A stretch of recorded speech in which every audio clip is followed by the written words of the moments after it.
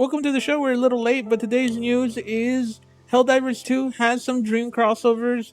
Pokemon is raking cash on the mobile trading card game, and also the Switch 2 is imminent or not.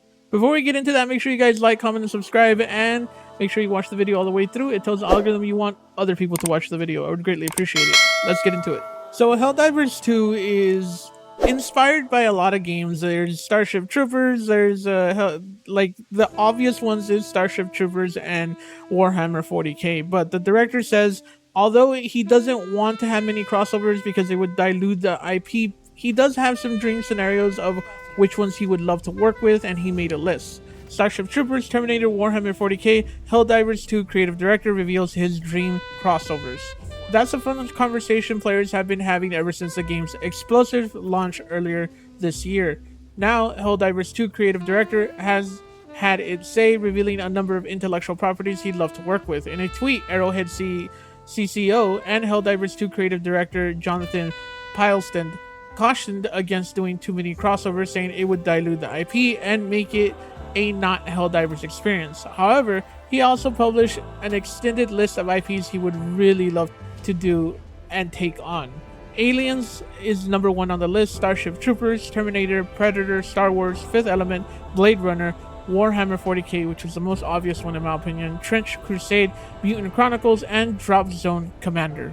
It's easy to see how many of these franchises would work within Helldivers 2.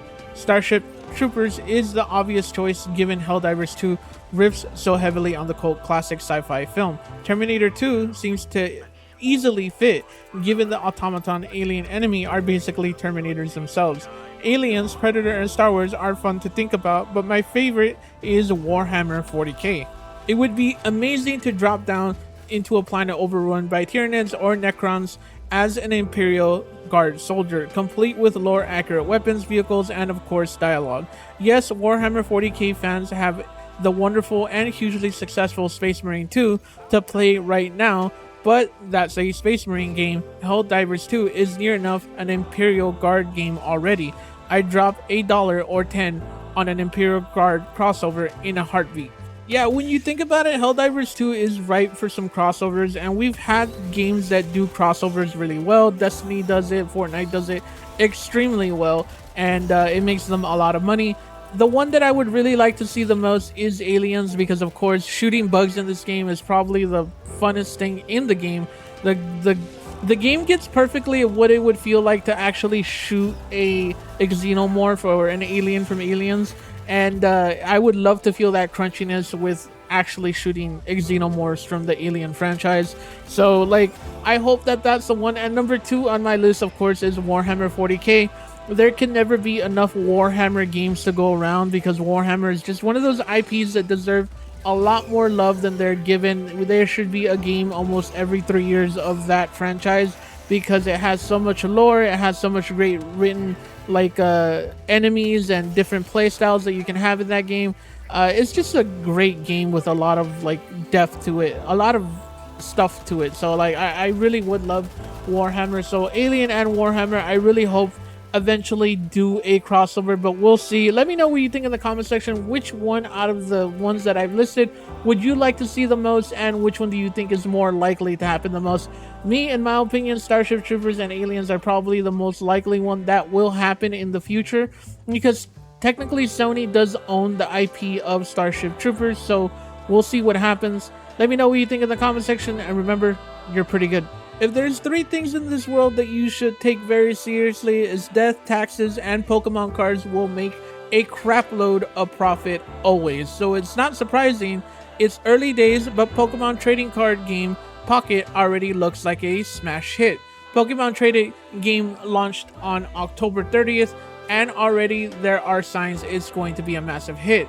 Pokemon trading card game Pocket is a mobile version of Pokemon TCG for iOS, Android, developed by creators and DENA and published by the Pokemon Company. Players swipe to open vertical packs of Pokemon trading card games with immersive cards leaping into the world of card illusions.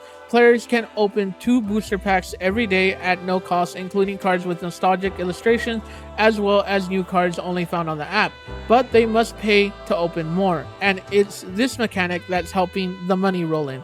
According to estimates from App Magic reported by mobilegames.biz, Pokemon TCG Pocket is earning around $3 million a day, making over $12 million in just 4 days. That's more than just entire popular Pokemon Go is currently making on app stores, which, by the way, Pokemon Go, I hope you die a horrible death because you took forever to update the game when everybody was loving that game. Now nobody plays it. It's currently making on the app, according to estimates, $1 million every day. If Pokemon trading card game Pocket keeps that revenue pace up, it'll make over $1 billion in a year. Now, you didn't mishear me when I said that. Yes, in 1 year, in less than a year, it'll make $1 billion. That's insane money. App Magic said most of the money Pokemon trading card game Pocket is making comes from Japan, then the US, followed by Hong Kong, Taiwan, South Korea, New Zealand, and France. Officially, Pokemon TCG Pocket passed 10 million downloads on November 2nd, but App Magic estimate is that it is now 12 million, which, by the way, I mean, this isn't surprising. It's Pokemon. Pokemon and Nintendo do 2 things right, is that they make money well and they make money with nostalgia. And to be honest with you, have at it. Pokemon is really cool. I love Pokemon. I love everything about Pokemon, and I always will love everything about Pokemon. And yeah, let's just hope that this app actually rolls out updates appropriately, unlike what Pokemon Go did, which can go die. Like, Pokemon Go, just go die. Like, I have no interest in playing that game anymore.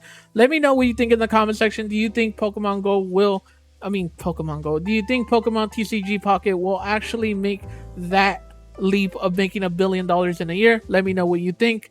And remember, you're pretty good. And now for one of our main stories. When is the Nintendo Switch coming out? And the answer is more than likely not this year. Not only is it not coming out this year, it's not going to be announced this year. Analyst says Nintendo Switch 2 announcement now unlikely before the end of 2024. With the video game world waiting with bated breath for Nintendo to announce its inevitable Switch 2, analysts have said it is now unlikely that the company will say anything before the end of 2024. The Switch is now in its 8th year as sales have continued to fall, with Nintendo today cutting its revenue and profit forecast for the current financial year, which, by the way, is very normal when a console is coming to an end and they're about to rest in peace the console. All Nintendo has said is that it will announce the Nintendo Switch successor by the end of the current financial year, which means an announcement by the end of March 2025. Despite the pressure Nintendo is under, company president Fukunawa today said there was no change to the company's plan to announce the next-gen console in its current financial year, but failed to go into specifics according to Reuters. So when Nintendo finally pulls the curtain back on the Switch 2, Reuters quoted Toyo Securities analyst Hideki Yoshida, who said an announcement is unlikely by the end of the calendar year. Making an announcement this year has gotten quite difficult, Yoshida said. You would not want to divert attention to an upcoming console in the middle of the critical year-end shopping season.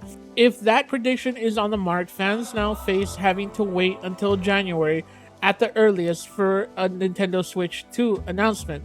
As for the release date, the console is not expected to launch during Nintendo's current financial year, so April 2025 at the earliest. Which, by the way, is completely normal. Nintendo wants to make as much money as it can during the financial year, which, by the way, is completely normal for the Switch and Nintendo to do. They want to make as much money as they can during the holiday season when people buy the Switch for cheap, and also want them to spend money on the store and on the games. So they're gonna milk this as much as they can. Is it cool that they're doing this? Absolutely not. It's kind of dirty and kind of like trickstery that they're doing this, but they're gonna do it nonetheless. This is what all companies do. They don't want to cannibalize their own sales. But there was some good news that I was worried about. In the meantime, Nintendo is focusing on getting as much out of the aging Switch as possible, with a number of exclusives on the way. Donkey Kong Country Returns HD comes out in January, then looking further ahead, Pokemon Legends Z through A and Metroid Prime 4 Beyond are due out at some point next year.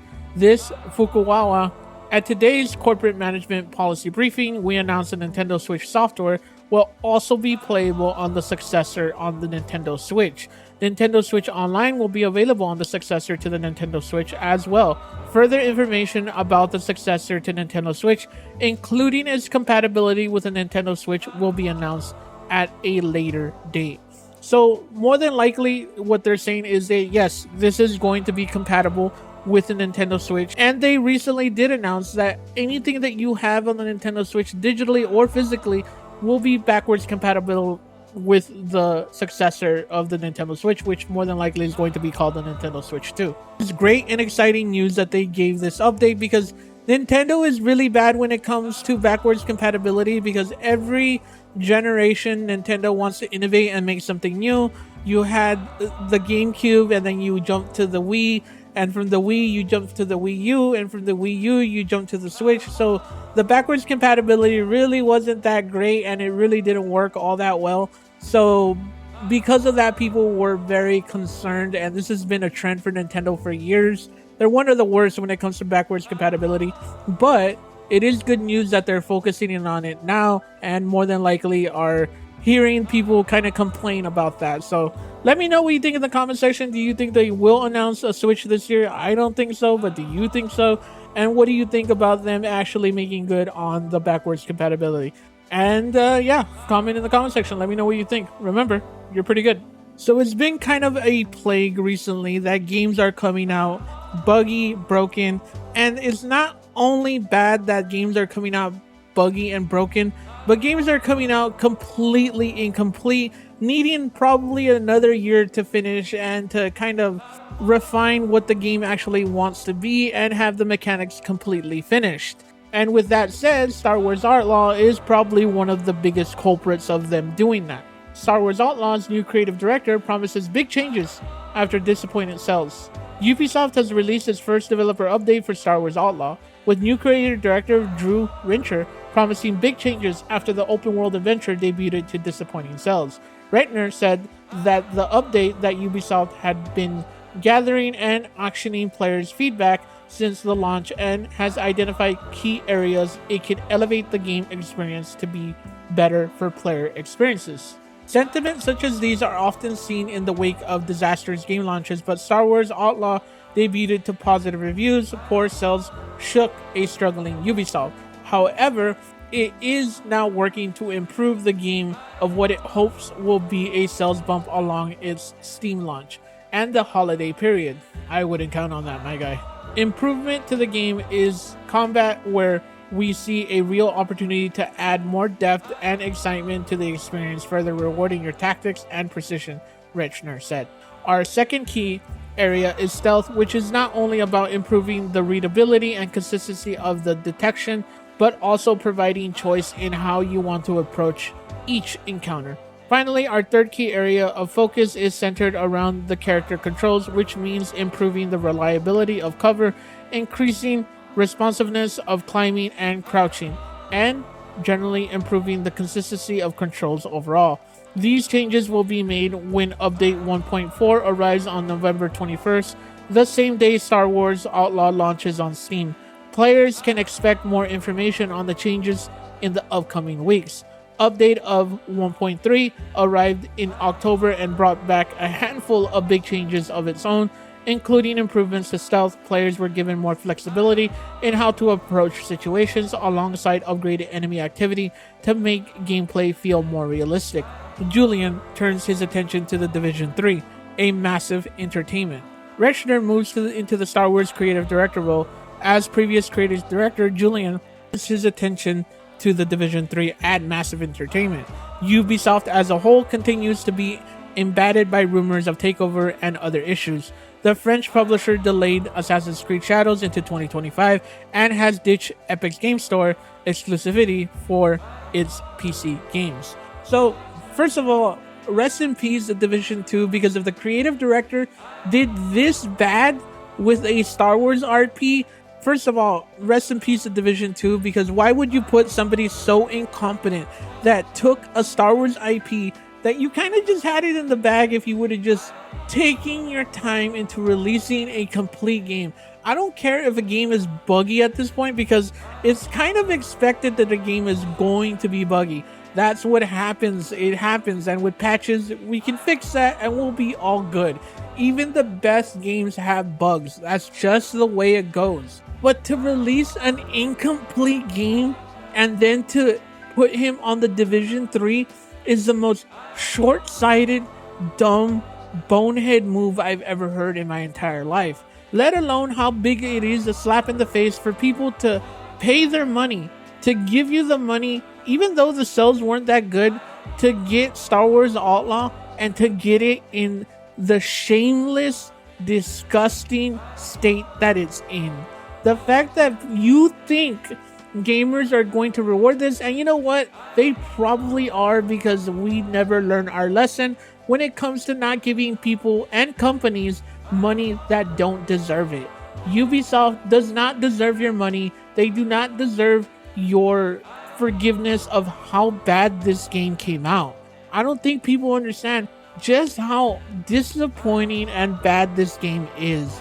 Not that there's not a good game under there somewhere, but the fact that they released it incomplete and buggy at the same time, on top of the fact that a lot of the mechanics were just missing or just didn't work, is kind of a disrespect. And I really hope that gamers do not give any kind of kindness when it comes to them releasing a patch and then now expect people to buy it. Ubisoft does not deserve that kindness, because it was deliberate in what it was doing and knew what it was doing because they were desperate for cash. Let me know what you think in the comment section. Do you think Ubisoft will fix this game, or do you think that it will be just the same garbage that it usually is? Let me know what you think, and remember, you're pretty good.